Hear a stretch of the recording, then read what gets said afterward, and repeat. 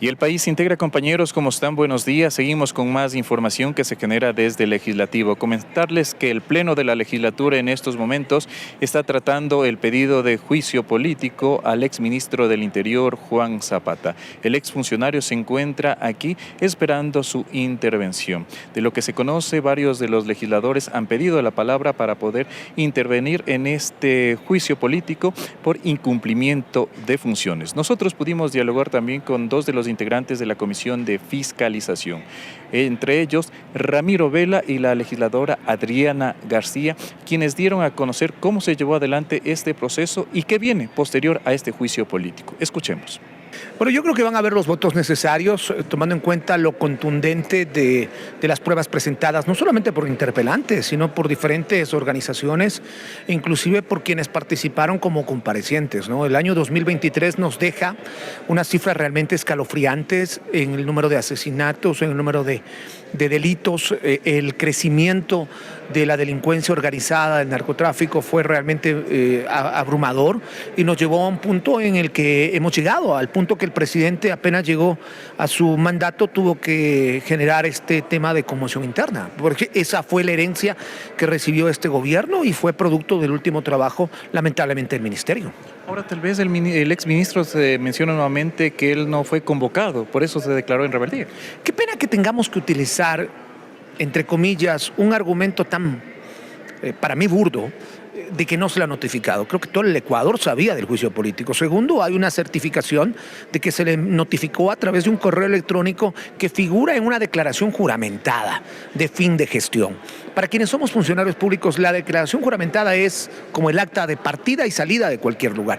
Ahí hay un correo electrónico. A ese correo electrónico se le ha notificado. Es más, fui yo quien pidió que se certifique si esa notificación fue efectiva o no. Claro, he pedido también que se aumenten los canales o se incrementen otros canales de notificación, pero eso para mí es un argumento totalmente ilógico. Lo que se tiene que decir, o lo que tenía que decir el ministro, es presentar las pruebas de si cumplió o no cumplió con el tema presupuestario, con el tema de sus funciones encaminadas, frente a los indicadores que se habían presentado por parte del interpelante, entre ellos el asesinato de un candidato a presidente de la República bajo custodia policial, el asesinato de quienes lo asesinaron, porque mataron a los sicarios en manos de la Policía Nacional. O sea, no son temas así sin relevancia, son temas no solamente de conmoción nacional, sino de conmoción internacional. Ahora, posterior a esto, hay otros pedidos también de juicio político a también actuales autoridades. ¿Qué se viene después? Bueno, lamentablemente, y hay una reforma a la ley que está pendiente, los juicios políticos son tratados en base al orden de prelación, es decir, en base al orden de llegada. En este momento tenemos a la cola 10 juicios políticos. Es más, tomando en cuenta que tendremos elecciones en febrero del próximo año, a lo mejor 1 o 2 juicios políticos ya no los trate esta asamblea, los tendrá que tratar la otra asamblea.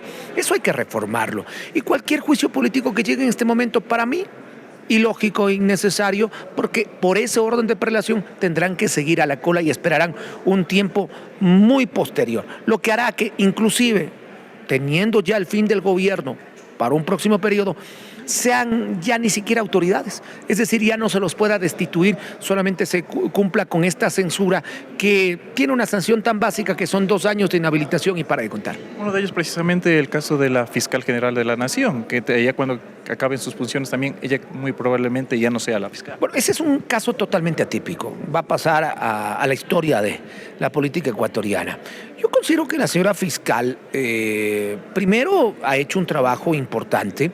Sin embargo, su juicio político fue legalmente pedido, había que comparecer. Hay este impedimento ahora por un embarazo de riesgo que posterga ese juicio político. La propia fiscal ha dicho que está preparada para el juicio político, pero si vamos a los tiempos, seguramente tendrá que esperar indefinidamente hasta cuando las condiciones de su embarazo lo permitan.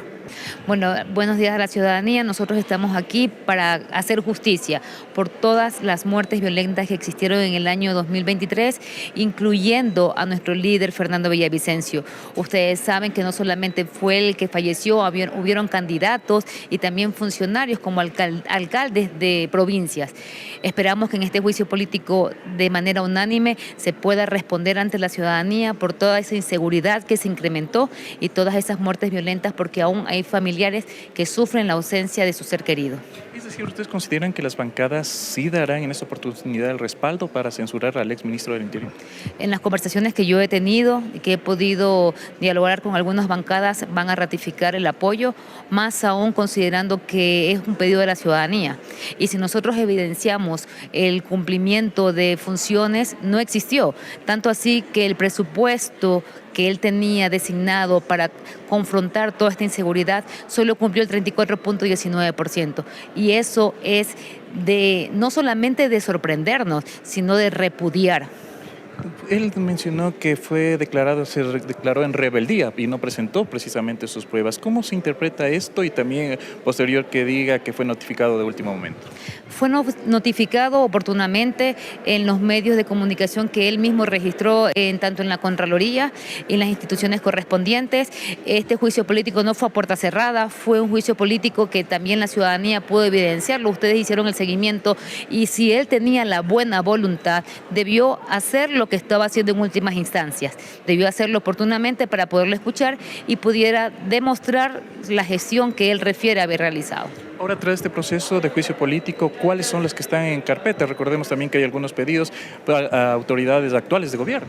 Sí, tenemos el del Consejo de la Judicatura, que es el señor Wilman Terán, que ya evaluamos, ya aprobamos que continuar este juicio político porque el de la señora fiscal Diana Salazar fue suspendido. Entonces vamos a continuar con estos procesos. Cabe indicar que haremos todas las gestiones para que estas personas puedan responder también ante la ciudadanía. ¿Qué pasa, por ejemplo, con los pedidos de juicio político a la ministra, por ejemplo, del Interior, Mónica Palencia, también a otras autoridades? ¿Sí avanzará en estos periodos? De acuerdo a las evaluaciones que hemos estado realizando, más allá de que cualquier asambleísta pueda solicitar el que se proceda con un juicio político, el tratar de evaluarlos en este muy corto periodo no creo que se va a poder alcanzar. Pero recordemos que todavía no concluye el periodo legislativo. Puede darse el caso de que se presenten más juicios políticos, pero que la ciudadanía esté firme de que esta información no va a quedar guardada, tiene que ser tratada por el siguiente periodo legislativo.